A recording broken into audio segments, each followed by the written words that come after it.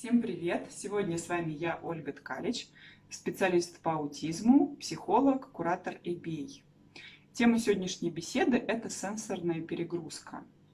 Что это такое, как ее предупредить и что делать, когда она уже наступила, чтобы сгладить последствия. Итак, начнем. Первое, что такое сенсорная перегрузка. Это когда информации от различных органов чувств, органов восприятия поступает слишком много, и мозг ее не может адекватно обработать. Откуда может поступать информация? От наших тактильных систем, кожа, мышцы, да? Наш вестибулярный аппарат, ответственный за равновесие, за чувство баланса, от органов слуха, от ушей, от глаз, визуальная система, и обонятельная система – это нос. Да? Как вы можете увидеть, что у вашего ребенка есть сенсорная перегрузка? Ребенок может убегать из людного места, из шумного места, где мигают лампы, например, если у него идет перегрузка по визуальному спектру.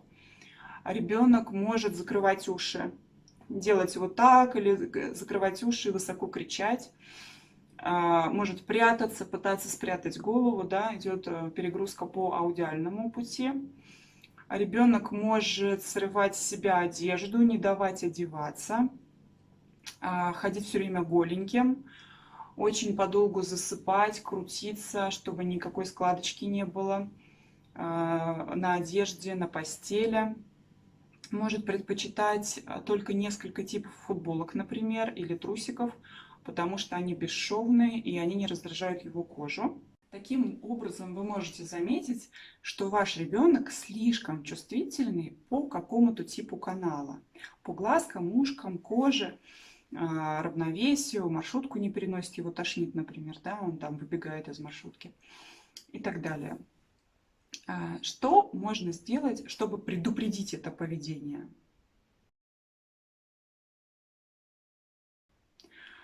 Давайте разберем по очереди. Первое – это у нас кожа. Да? Если у вас ребенок слишком чувствительный по кожному типу, вы покупаете бесшовное белье, максимально гладкое, максимально без всяких зацепок, ярлычки обшиваете мягкой тканью. Если есть возможность купить без ярлычков, покупайте без ярлычков. Да, такая одежда тоже существует. То есть прям вот максимально проверяете, чтобы нигде на одежде не было таких царапающих, колющих элементов. Это очень важно для ребенка с таким типом восприятия. Если ребенок чувствительный по глазкам, его перегружает яркий свет, его перегружает мигающий свет, как вариант. Что я рекомендую делать в такой ситуации? Первое, вы контролируете освещение в комнате, где ребенок живет и занимается. Можно установить лампы, освещение которых вы можете регулировать. Это светодиодные лампы, мощность которых меняется в зависимости от того, какой режим вы установили на пульте управления. Также вы можете использовать рассеивающий свет. Для этого применяются абажуры и специальные рассеиватели для ламп. Следующее, что вы можете использовать, когда вы выходите из дома. Например, вы направляетесь в ярко освещенный торговый центр, куда вам необходимо по какой-либо причине сходить вместе с ребенком. Вы надеваете на ребенка светозащитные очки. В яркую солнечную погоду это могут быть солнцезащитные очки. В зимний, например, день пасмурный, это могут быть очки с линзами хамелеоны. Как вы знаете, затененность таких линз меняется в зависимости от интенсивности внешнего освещения. То есть, если солнце светит ярко, линзы очков становятся темнее. Если на улице пасмурно и освещение мягкое, линзы очков становятся светлее, практически прозрачными. Если ребенок позволит себе надеть такого рода очки, если вы сумеете подобрать оправу, в которой ему будет комфортно, это будет прекрасным выходом из сложившейся ситуации. Дальше, если перегруз идет по ушкам, что мы делаем, какие виды защиты? Мы используем или беруши, или какие-то другие варианты материала для затыкания ушей. Может быть, это вата, некоторым подходит просто вата. Тоже посмотреть более плотный комок, более мягкий комок, насколько ему это комфортно. Кому-то подходят наушники звукопоглощающие. Они поглощают очень высокие, низкие тона, но сохраняют возможность прекрасно разбирать речь человеческую. Вот. Поэтому можно попробовать, опять-таки, насколько ваш ребенок даст на себя надеть эти наушники, насколько ему будет комфортно. Они тоже бывают разные. Можно поэкспериментировать с тем или иным видом. Также некоторым деткам с аутизмом помогает фоновый белый шум в помещении. Например, вы занимаетесь, и у вас он перегружается на какие-то звуки с улицы, да, или на звуки из соседнего кабинета.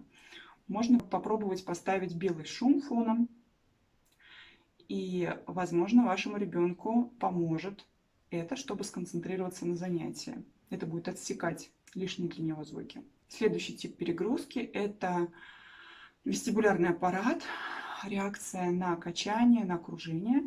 Ну, соответственно, что вы можете сделать в этой ситуации? Максимально избегать этих моментов. Да? Не водить на аттракционы, в автобусе, в маршрутке садиться ближе к водителю, там меньше укачивает. Стараться больше передвигаться самостоятельно, да, не используя общественный транспорт. То есть вы продумываете заранее эти моменты, чтобы максимально снизить нагрузку на и без того очень чувствительного ребенка. Если не удалось избежать сенсорной перегрузки, что же тогда делать?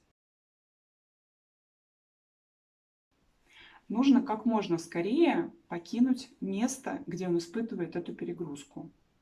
То есть если вы пришли в гости, и там детки очень громко играют, разговаривают, и вы видите, что ваш ребенок уже все, его ресурс закончился, он начинает кричать, он начинает бегать, стучать себя по ушам, да, как вариант. Быстренько уходите в тихое место, в спокойное место, в подъезд, в далекую комнату, если такая есть. То есть ребенку нужен отдых, ему нужно восстановиться после этой перегрузки, ему нужна тишина и покой. Точно так же при любом другом виде перегрузки вы стараетесь как можно быстрее убрать этот сигнал, чтобы у ребенка была возможность восстановиться.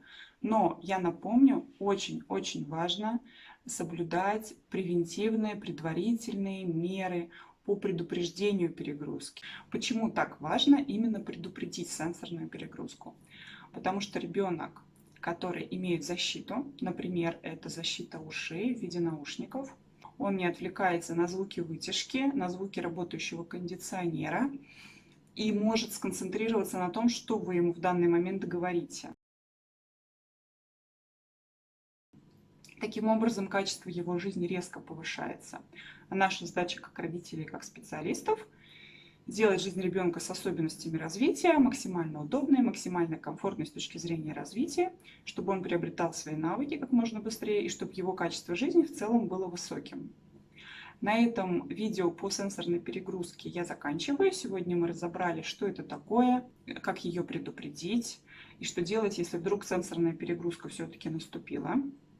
В следующем своем видео я буду говорить о сенсорной перегрузке у взрослых людей с аутизмом. Пишите, как вы используете защитные механизмы от сенсорной перегрузки. Если вы родители, как вы с вашими детками используете эту защиту, то ваши комментарии будут очень полезны. Всего доброго, будьте здоровы, пока!